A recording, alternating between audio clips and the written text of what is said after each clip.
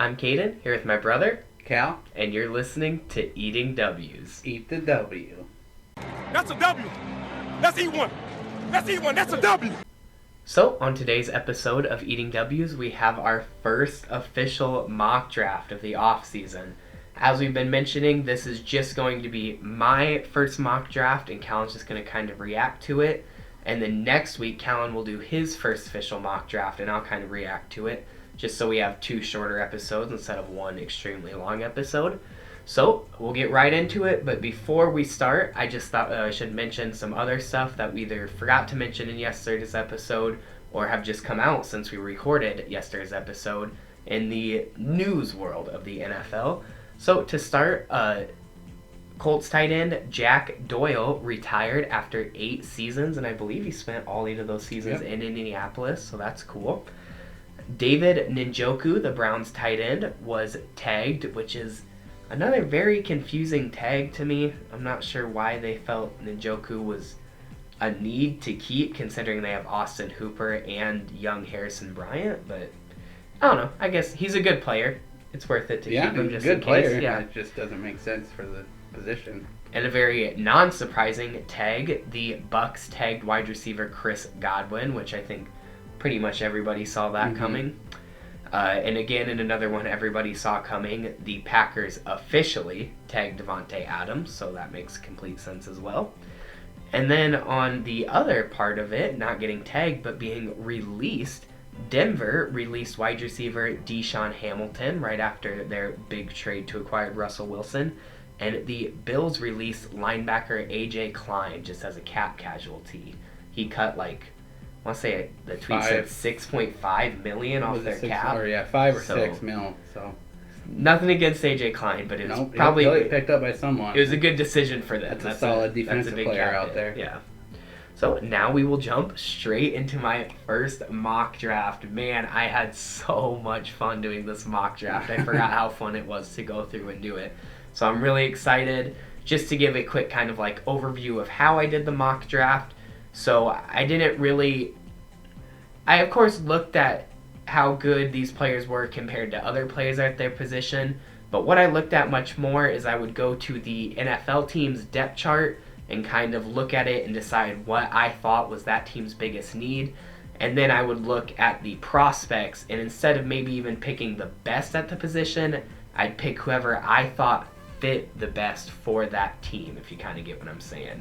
So there's some surprises in here. There's a couple of guys who aren't in my first round who are huge surprises for whatever reason, whether I don't think they fit or I don't think that they're going to pan out well in the NFL. But here we go. We might as well just jump right into it. So first overall, the Jags have the first overall pick again, and I have them taking Evan Neal, the tackle out of Alabama. I think there is no consensus first-round pick this year, but I think he's probably the closest thing to it. They, of course, got that pretty new toy in Trevor Lawrence last year, and if he's really as good as everyone thinks he is, then they might as well protect him and make sure he stays that good. They need to protect him, and now they got the franchise quarterback. They believe they need to protect the franchise cornerstone. So. I think that there's tackles in this class that are better pass blockers. I think there's tackles in this class that are better run blockers. But I think if you look at just an all-around prospect skill, Evan Neal is I would say if you just look at overall talent, he is definitely the best tackle in this class. Between Neal and Igwangu. Yeah, I can't wait to try to pronounce that name. Yeah, it'll be one of those two. Yeah, and a lot of people are saying edge because there's just so many good edge rushers, whether it's Hutchinson or Thibodeaux. But I really could see some younger guys on the Jags defense that haven't done overly great the past few years really step up and kind of be what the Jags wanted them to be. Your Josh Allen could kind of have a revival to what he was doing. Dwayne Smoot is a guy who I think he could do good. And Clayvon Chasen, a 2020 linebacker that they picked up, I think is really going to have a step up. I think their defense has enough young pieces. They need to protect the franchise. Agree. So then jumping to the next pick, I have what I think is a much more shocker here. I have the Lions at number 2 picking up Kyle Hamilton, safety out of Notre Dame. A lot of people are saying Hutchinson here. I think actually he's the true consensus number 2. I think almost everybody is saying Hutchinson. But man, Hamilton is probably my favorite player in the draft. I really like him as a prospect. I call him the Phantom because quarterbacks throw the ball to a receiver and all of a sudden Kyle Hamilton just appears out of that receiver. It is insane how much ground Hamilton can cover. And you hear all this stuff about, positional value and that stuff. I don't really believe in positional value. I think a safety can change a game just as much as an edge rusher can, almost as much as a quarterback can in some situations. So I got Kyle Hamilton here. I think safeties are part of that skill position because they can play the slot corner. They can play center field. They can play up at the line. Yep. Safeties can be game changers for sure. Harrison Smith is one of them.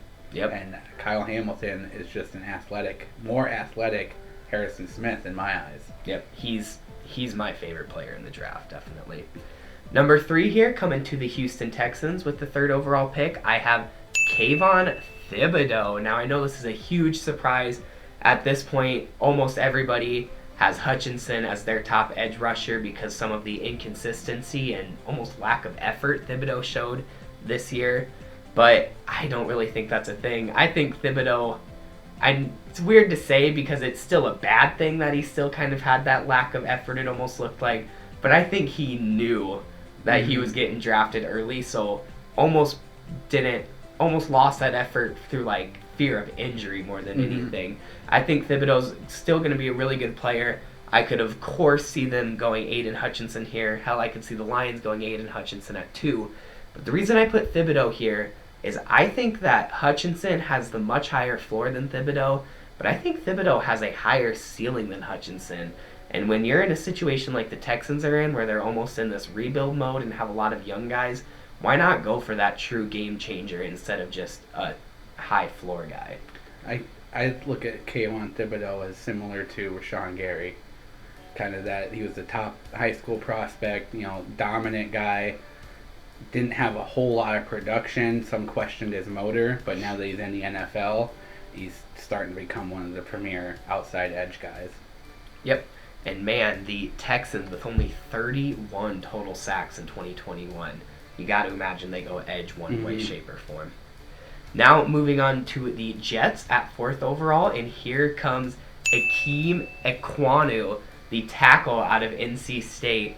This guy is probably the best run blocking, maybe lineman overall, and if not, definitely tackle in this draft. He is an absolute mauler of a run blocker. And he's not too shabby in the pass game either.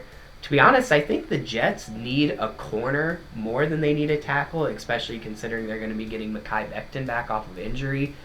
But I think that the way this draft is going to lay out, that it's going to be more beneficial for them to take a tackle earlier than a corner. They need to learn from their past mistakes of letting Darnold get beat up and protect their star quarterback now. Zach Wilson, yep, exactly. And then 5 here, with 5th overall pick with the Giants, I have a huge shocker, but I really like this guy. I have Trevor Penning out of UNI going top 5. Now, he's not the best tackle in any way, shape, or form. Kind of like Neal, though. He is just such an overall good tackle. He's got that nice mean streak you like to see by a tackle, and he just has so much upside. Coming from a smaller school, you of course get a little nervous seeing that. But man, once this guy gets a few years to adjust to the NFL, after seeing some of his physical traits at the Combine, running a 4.8 940 as a lineman is pretty good. I am really excited to see what he can do in the NFL. And the Giants are really going to have to lean on Saquon Barkley because it's clear that they're having total questions and inconsistency with Daniel Jones. So get that O-line going, get Saquon back to his 2018 form, and that's their recipe. I really like that pick. I actually like him as the best offensive lineman prospect, so I think that's really great for the Giants. So much upside there with Penning. Now moving on to 6, continuing the huge run of offensive tackles. There's going to be a run of offensive tackles somewhere in this draft. I know it. One's going to get taken, and everyone's going to panic and take them right behind them. I don't know if it'll be quite this early, but I think it's certainly going to happen. But to end this offensive tackle rush, the Panthers, I got picking up Charles Cross out of Mississippi State. Now, as I just mentioned, with I think Ikem Ekwonu being the best run blocker, Charles Cross is definitely the most secure pass protector in this draft class when it comes to tackles. And, they already made their own bed, the Panthers did, by picking up Darnold's fifth-year option. So you might as well protect him. When Darnold in the first 3 games of this season, when he wasn't getting sacked a ton, he played pretty damn good. So you pick up Cross here, you get a great pass blocker, and you see if Darnold can maybe give him one last chance at rejuvenation. And then if it doesn't work out with all that, you still got a great pass blocker for the future, and then you look for a new quarterback next year. Yeah, I agree with that pick too, because of the same thing with Darnold being so, scarred from New York. Plus, that really helps out McCaffrey, who's very strong in the pass game. Oh, good point. I didn't even think about that. But yes, very good point. And then here we come to the Giants with their second top 10 pick at 7th overall. And here is where Aiden Hutchinson, defensive end out of Michigan, finally comes in. And I'm not even overly saying that the Giants need defensive line by any means, but when you have a player like Aiden Hutchinson, who I mentioned has such a high floor, like, he's going to be good in the NFL. You can just tell. He might not be a game changer, but he's going to be good. It would be so dumb of them if he truly did fall to 7 to pass on not picking up Hutchinson here with the 7th overall pick. And that's pretty much my only reasoning. It would be stupid to give up that prospect. I think if he's still there at 7, the Giants are going to be running to the podium with their pick. Best player available approach, and if that happens like that, then the Giants get one of the top prospects to fall to them a little later than people expect. Yeah, very, very few people have Hutchinson falling, and to 7 isn't even truly falling, but it's kind of a fall from where a lot of people have them. Moving on to 8, you got the Atlanta Falcons, and I have them picking up Treylon Burks, wide receiver out of Arkansas. Now, the Falcons probably need an offensive tackle more, but sadly they ended up on the wrong side of a tackle run in my draft, with a lot of tackles going right before them. So now here you get their second biggest weakness with receiver, especially now considering the news came out that they won't have Calvin Ridley for definitely the whole 22 season. Or not definitely, but there was questions whether he'd come back at all. But now he's for sure. Now he's for sure probably not going to come back. For sure suspended. So you get one of the best overall receivers in the draft. I think Treylon Burks didn't have the best combine, but overall pretty good. And if you're just talking about true versatility, I think Treylon Burks is probably the most versatile receiver in the draft. So you've seen what they could do with Cordero Patterson. Let's see what they can do with Treylon Burks. I think that's a pretty safe bet that the Falcons draft a wide receiver. Certainly, yep. It'll be interesting to see which one, but I think they definitely do go receiver. Now, moving on to the number 9 pick, which is very interesting because I had the Broncos here, of course, literally just until today. But now it changes to the Seahawks with the 9th overall pick because of the Russell Wilson trade. But I had the Broncos going quarterback, and I still have the Seahawks going quarterback. But I actually have them going a different quarterback. I have them taking Matt Corral out of Mississippi as the first overall quarterback off the board. Now, Matt Corral isn't my favorite quarterback in this draft, and he's certainly not my top-rated quarterback in this draft. In fact, he's probably 3 on my big board, if that's what you want to call it, which don't rely on my big board too much, but that's where he is on mine. But I think he just fits this Seahawks offense. I think that it will be not a seamless transition, of course, but I think it'll be a much easier transition from Wilson to Corral, if that's who you want to get in there. And this will be the first time since 2012 when they drafted Russell Wilson that there's going to be a QB competition in Seattle. So might as well throw his hat in there and see how he does. Yeah, I could see them taking a young quarterback to compete with Drew Lock. I know some aren't as high on Drew Lock as the Seahawks are. Apparently they were close to drafting him when he came out, so they've been targeting Drew Lock for a little while. So at least they got someone that they liked. But I do agree with, he hasn't shown the most progress and the best production. So getting a young quarterback in there to compete with him, look what happened when they signed Matt Flynn and drafted Russell Wilson. Yeah, I think you get Locke in that trade, you draft a quarterback here, and you get a lower level free agent guy in free agency, and you just let them all battle it out and see who you like by the end of it. Fitzpatrick. Fitzpatrick. Moving on to the other New York's team, second top 10 pick. That's so weird to say and think about that both New York teams have two top 10 picks. But the Jets here at 10th overall, I have them finally filling in that cornerback need, and I have them taking Derek Stingley Jr. out of LSU.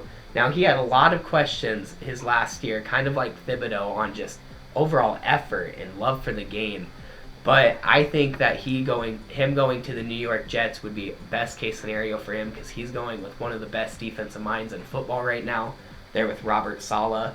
So if he's going to go anywhere and kind of revive his love for the game and kind of get that effort back, I think he has all the physical tangibles, and he's shown earlier in his college career that he definitely has the skill to play a good corner. So might as well see him go to the Jets and see what he can do. Yeah, he's one of the top corners in this draft, and he played on a bad LSU team. He kind of missed the train last year when all the top LSU prospects went to the draft. He stuck around, and I could see that where they had a really bad letdown season, so you could see where he kind of lost some of that love for the game, especially when he missed out when he sees Jamar Chase and Joe Burrow out there, going to Super Bowls, and he's like, damn. Man, during the combine, they released some footage of Stingley versus Jamar Chase in practice, and you love to see it. They are both working their ass off, and to be honest, Stingley kind of shuts him down, so that's a lot of promise to see.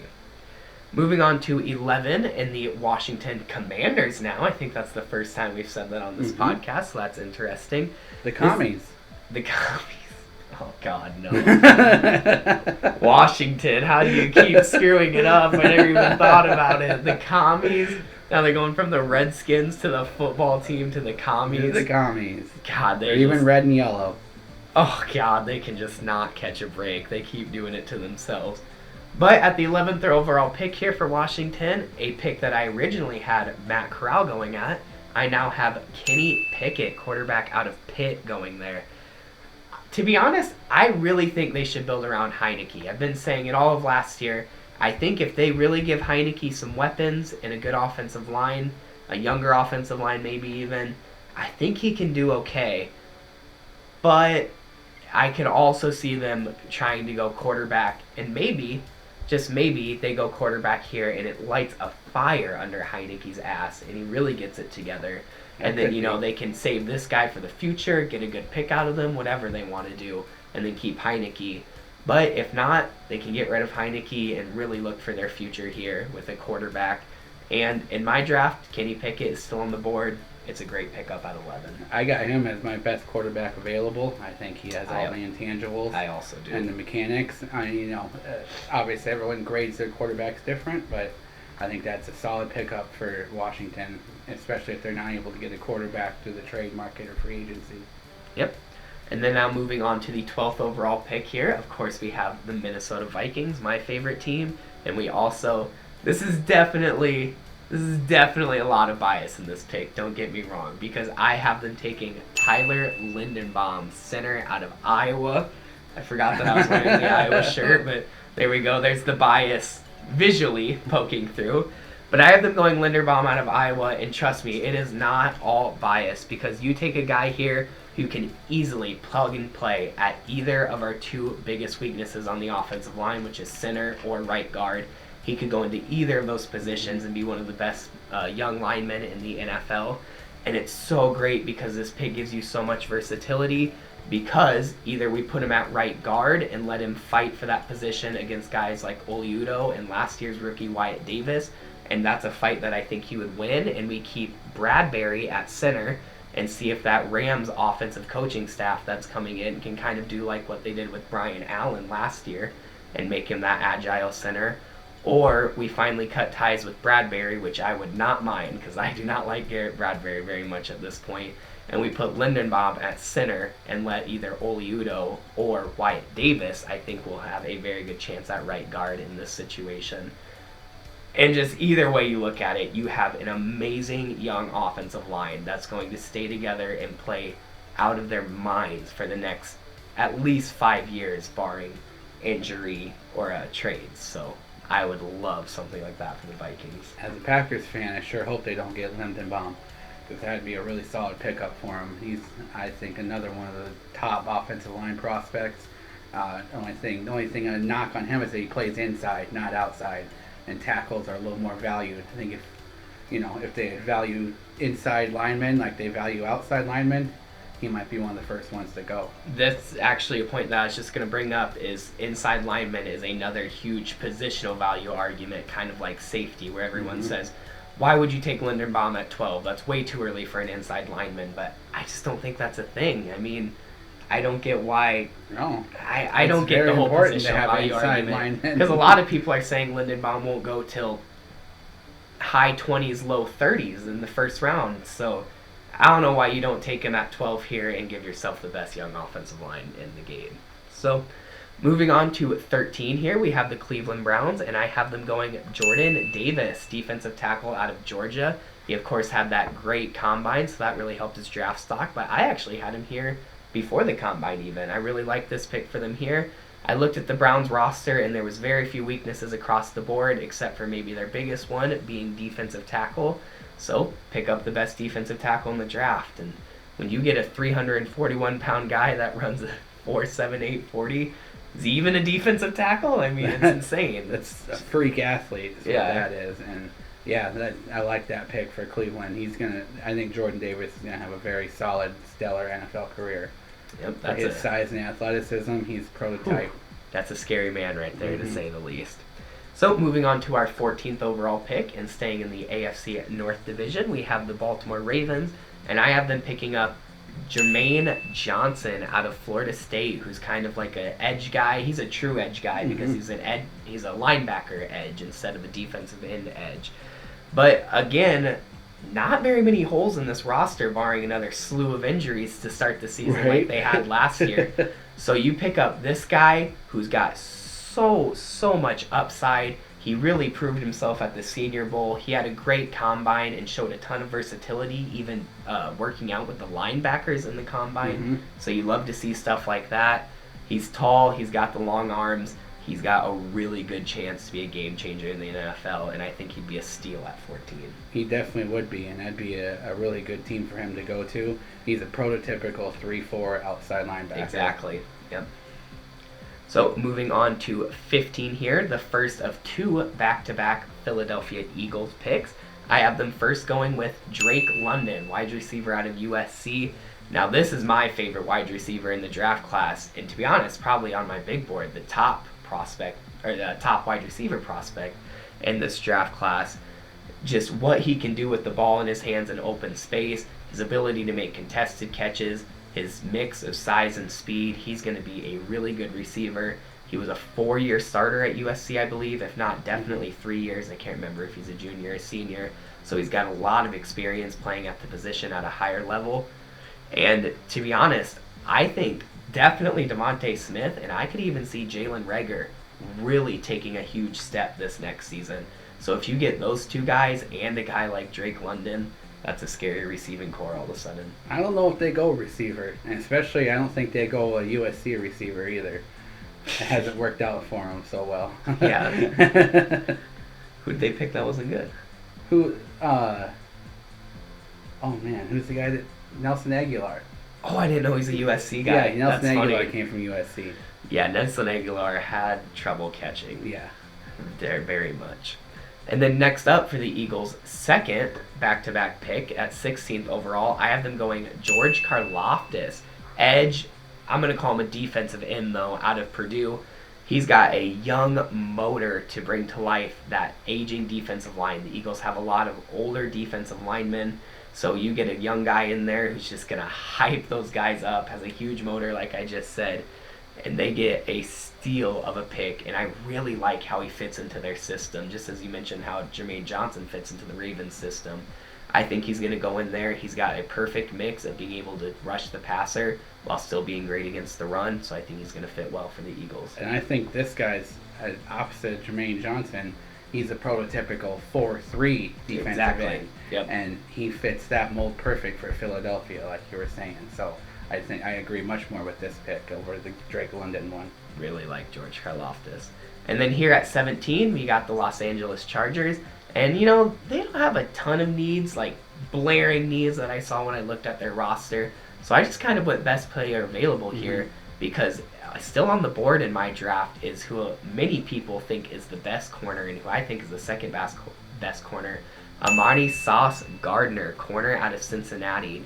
And like I just said, this is a total best player available pick because if it comes down to the Chargers still having Gardner on the board at 17, it would be stupid to not take him. That would be a terrifying secondary, young secondary, with guys like Derwin James and Asante Samuel Jr. if you add Gardner to that situation. Yeah, that'd be a really great pickup for the Chargers. I like him as the best corner in the draft also. No offense to Derek Stingley, but just when you got someone who's never allowed a receiving touchdown, that's big. That's huge, no matter what what level you're playing at. And he's still playing at a D1 level, even if Cincinnati is in the American Conference. Like, just I don't agree with that whole level of of competition narrative. So I think that'd be a steal for them this late into the draft. Certainly. And then moving on to 18 here overall with the Saints, it's just too perfect to not put him here. So I have them taking Ohio State University wide receiver Garrett Wilson with this pick. And they need a receiver. They love Ohio State guys. They sure Half do. their secondary is Ohio State. Of course, Michael Thomas was Ohio State. So why not give him another one here with one of the best receivers on the board in Garrett Wilson? Yep, I definitely see him going receiver with Michael Thomas still up in the air. They say he's going to play, but he never did play last year. Yeah. So, why not go and get a Michael Thomas clone and Garrett Wilson out of the Ohio State? I really like that pick there. I think it happens for sure. Next up, we have the Eagles again at 19th overall with their third and final first-round pick. They shimmy their way to get 3 picks, especially in an NFL draft. Especially 3 top 20 picks. Yeah. That's just insane, dude. But here I have another kind of similar best player available situation with Washington cornerback Trent McDuffie. Now, I originally didn't even have this guy in my first round, but just watching him at the Combine and kind of doing some more research on him, I have really started liking Trent McDuffie in the past few weeks, and I think he'd fit that Eagles team well. They need a corner. It's one of their bigger needs at this point, to go behind Darius Slay and kind of help that secondary out. So why not take one of the best ones left? I really like this guy. This guy's been a fast riser since the end of the season, and he went and he started from a second-day pick, and now he's worked his way up into. I've seen him now in multiple first-round mock drafts, so I'm not surprised that he's getting selected. Oh, it was so tempting to go Malik Willis here because there's kind of questions around Jalen Hurts still, and he'd fit no way. He'd fit that offense so much, but they it was couldn't just draft another quarterback. Exactly, it was a little too unrealistic to actually happen, so I didn't do it. But it was tempting. I definitely thought about it. Now moving on to the 20th pick overall here with the Steelers, I have them picking up North Carolina quarterback Sam Howell. Now he might not be my top quarterback, but he is by far my favorite personal quarterback in this draft. So I think in a real draft, if we're doing trades, I kind of was talking about this with Callan. I think if we're doing trades, I have the Steelers actually jumping up and making sure they get Kenny Pickett.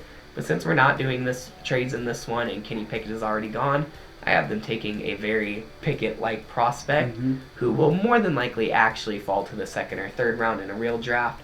But for now, I have the Steelers taking him here at 20. And everyone is talking about how Willis might kind of benefit from NFL coaching and mechanics. But I think Sam Howell is a guy who could really benefit from NFL coaching and especially mechanics. If you look at his throwing mechanics, there's a lot of questions there. So if he gets a good quarterback coach, he might have a Josh Allen-esque rise in the NFL. I don't think he'll be quite as good, but similar. I definitely see Pittsburgh taking a quarterback, so, just kind of depending on who you're talking to, see which one it is that they take. I've seen Sam Howell, I've seen Carson Strong, Malik Willis. Kenny Pickett seems to be the consensus favorite, but most of them have trades up into the top 15 to get him. So yeah, I don't really see a way that Pickett falls to them at 20, so they'll have to jump up. But next up, we have the 21st overall pick with the New England Patriots, and I have them taking linebacker Nakobe Dean out of Georgia. Now, just like some of the other teams I've talked about, they don't have any glaring needs, But I didn't necessarily want to go best player available with them because one big thing they have is an aging Dante Hightower.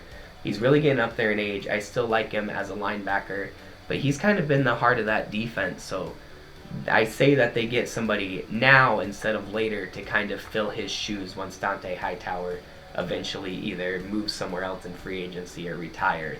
So get my favorite linebacker and probably top-rated linebacker in the draft, Nakobe Dean. That's a solid pick, solid player, and he's almost a prototypical Patriots player coming from a championship caliber team. You know, I think he would fit right into New England. He plays with some heart. I really like Nakobe Dean.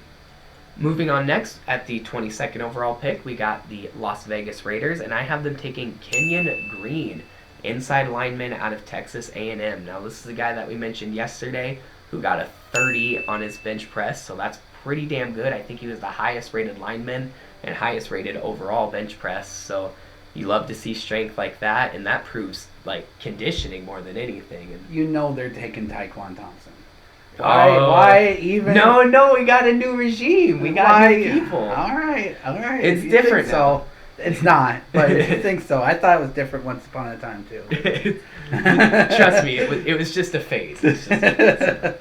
No, but they lost two of the biggest pieces in their offensive line last year in Rodney Hudson and Gabe Jackson on the inside. So pick up a guy to help that inside line out.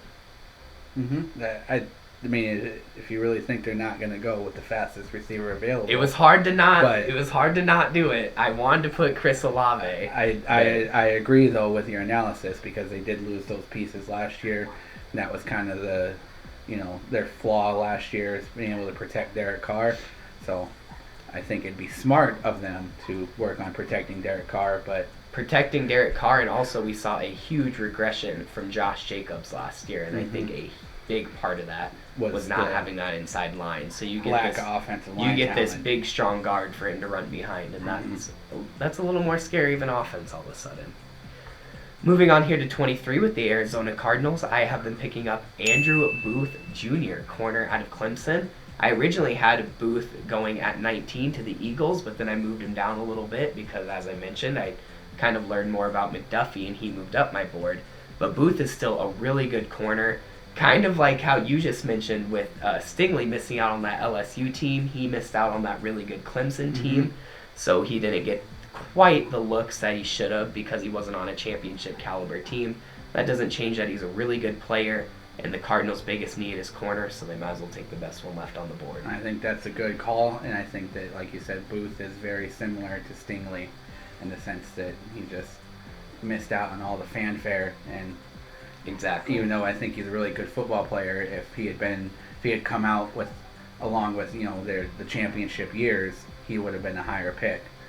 But he reminds me of AJ Terrell, who was also a Clemson corner. So yep, and AJ Terrell has been killing it. They're able to kick out corners AJ pretty Terrell, good. So Clemson has been recently. Yep. Now moving on to the 24th overall pick with the Dallas Cowboys, I got another guy who big time moved up my draft board, especially after the combine, in Georgia edge Kayvon Walker. Now the Cowboys have the ability to kind of plan for the future with this pick because they don't have a ton of glaring needs. So probably one of their kind of oldest or one of their players who are getting to that age where they kind of start regressing at least is DeMarcus Lawrence on that defensive line. And I think Kayvon Walker is very similar to DeMarcus Lawrence, where he can still rush that passer and pressure the passer, but he's also very good in the run game. So I see them picking up kind of a Lawrence replacement here in Kayvon Walker. That'd be a really good pickup for them to tag along with Micah Parsons also, especially while they learn behind DeMarcus Lawrence. It'd make that defense even more scary than it already is with Micah Parsons on there. Certainly. Moving on to 25 with the Bills, I have another corner with Roger McCreary, corner out of Auburn. Now, this is a pretty deep cornerback class, so you see a lot of these really good players get kind of pushed back to the later of the first round, but I think these guys can all still really come in and be great corners. The Bills have the ability where they're good enough now where they have the freedom where they can either draft for the now or draft for the future. I think they could draft for the future and maybe go a defensive lineman. But if they want to draft for the now, which I think they will because they're in win-now mode, I think they go corner, and they pick up one of the best guys left. Yeah, I definitely see them going with the cornerback. Tre'Davious White got hurt. Not questionable how healthy he's going to be when he comes back. So they need a new lead corner to kind of reshape that defensive backfield, at least in the corner position. Certainly. They're set at safety, so that's sure. Yep. Moving on to 26, we have the Tennessee Titans. And man, close your eyes and throw a dart at a depth chart, and you will see somewhere where their defense has a huge hole or weakness. Pretty much anywhere outside of defensive tackle. So I have them taking Quay Walker, another guy out of Georgia. He's more of like a linebacker edge rusher, I believe, if I'm not mistaken. But he's going to be great. He's going to be a do-it-all linebacker. He's so fast. He can get to he can rush the passer. He can even drop back in coverage. He's pretty decent against the run. He's another guy that really did well in the combine and kind of jumped up my boards personally. So I have the Titans taking a do-it-all linebacker. Georgia's going to have a lot of first-round picks on their defense from this year. It's a good defense. I agree that the Tennessee will go edge rusher. They did not tag Harold Landry, so they are down in edge rusher. So I definitely think that they'll get one to replace him. Yep, certainly. Moving on to the 27th overall pick with the Tampa Bay Buccaneers, I have them taking Zion Johnson, inside lineman out of Boston College. Now, they have officially tagged Chris Godwin now, so they're keeping him. And I'm kind of thinking that they probably let Ryan Jensen go in free agency. I wouldn't be surprised if that happened. And on top of all of that, since I made this pick, Ali Marpet, of course, retired. So there's just so many reasons for them to go inside lineman right here. And they get one of the best ones left and one of my favorite in the draft. So. That's a good pickup for them. They're going to have a new quarterback to have to protect. They lost Marpet, likely going to lose Jensen. So might as well start somewhere and start rebuilding the middle of that offensive line. They got worse on the outside, so that's good. They got bookend left tackle, so time to start building inside. Yep, and then moving on, 28th overall here with the Packers. Now, I do it every year. and it never happens, but I really think it might happen this time.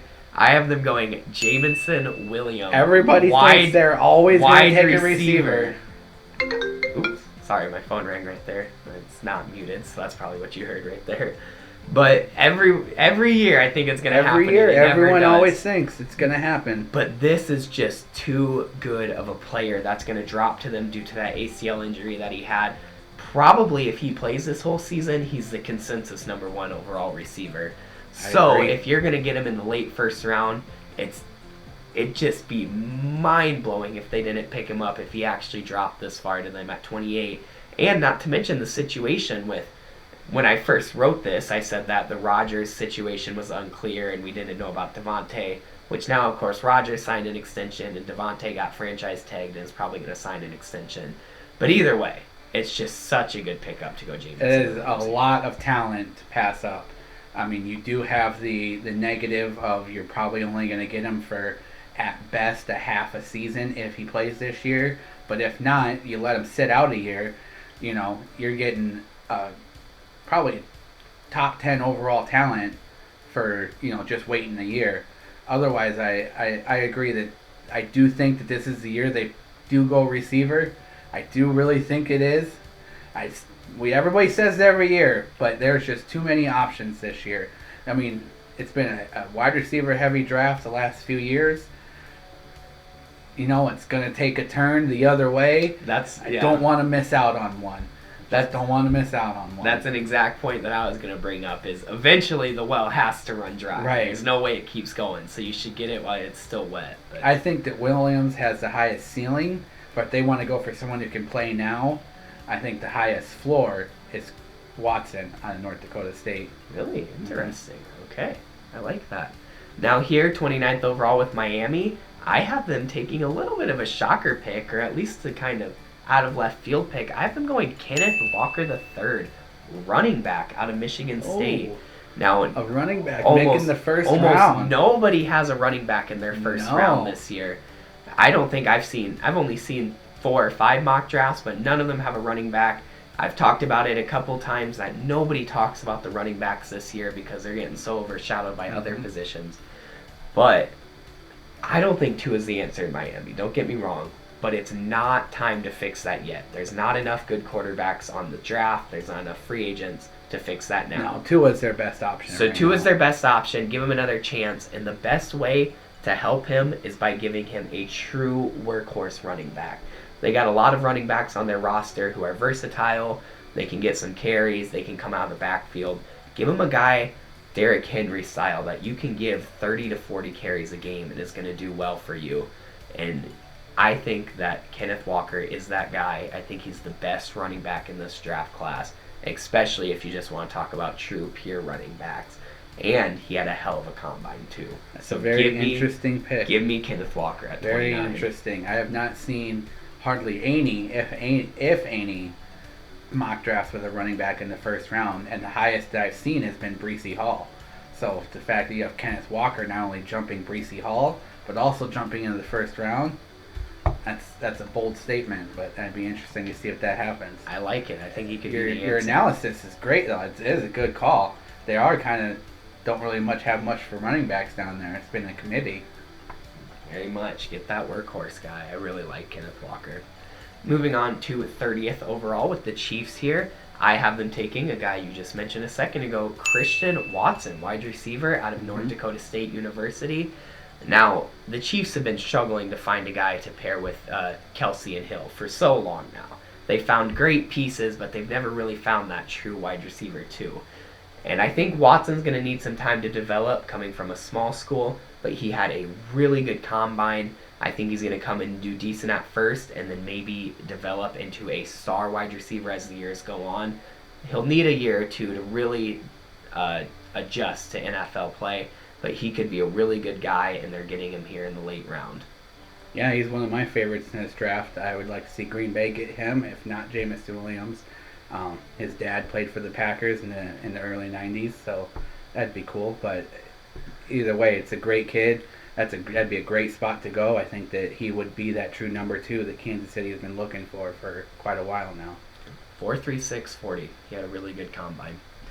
31 here with the Bengals. I have them going Daniel Falalay, tackle out of Minnesota, one of the guys who I had on my combine watch list. Now, I don't see why the Bengals don't go offensive lineman with pretty much every pick they have. They might in the as draft well. this They year. got just about every other piece. They're keeping all their defensive guys. Their offense is outstanding, apart from the offensive line, which is just horrific. So, I mean, I don't see why they, like I just said, I don't see why they don't go offensive lineman with every pick this year. I could also see them maybe going Bernard Rainman, tackle out of Central Michigan with this pick. But I like Falalay more than him. I mean, he is just a beast of a man. He is 6'8", 384 pounds. Big guy. Absolute tower. You have Big to run. guy. You have to run a half a mile to get around him between his pretty good kick step for that size and a wingspan. And if you want to cut inside on him and bull rush him, good luck moving that. So he's a great pickup here for the Bengals late in the first. No matter who it is, Bengals have to go offensive line first round. Certainly. No matter who it is. If they go offensive line first round, that's a good pick. Yep, I agree. And then finally here for the last pick of the first round, 32nd overall to the Lions. I have them going receiver no matter what, but I am totally torn on who I want between Chris Olave out of Ohio State University and George Pickens out of Georgia. I think George Pickens fits what Dan Campbell wants in a receiver more, but I think Chris Olave benefits that scheme a little more, being that deep threat fast guy. So finally, I ended up going Chris Olave, wide receiver out of Ohio State University, as my final answer for this draft pick. But I could see it going so many ways. I think Amon-Ra St. Brown is going to continue to do well. I think Hawkinson is going to kind of revive his season a little bit. He had a little bit of an off season last year. Swift is still going to be a great running back. If Chris Olave really turns out to be that true burner deep threat, they thought he ran a 4.26 at the combine, which is insane, but then it was an official 4.39. I don't know. Somebody Which hit I the don't, button a little early. I don't know how it got that far off, but if Chris Olave can be that true deep threat that I think he will be in the NFL, that offense could become scary all of a sudden. So he is who I have for them. Yeah, if it's between those two, I think that they score either way. I think that if not for Pickett's ACL injury, he maybe goes higher in the first round. I know people are a little bit scared off by that. ACLs are always a bad deal. But, yeah, I think that even with the 4.39 that Olave ran, that'd be a very solid pickup for the Lions, and it really would help them stretch the field. Certainly. So, there you have it. There is my official 1.0, whatever you want to say mock draft. So it was so fun to do. I'm so happy that I got to share it with all you guys. Callan will be doing his next week. But until then, don't forget to eat the W.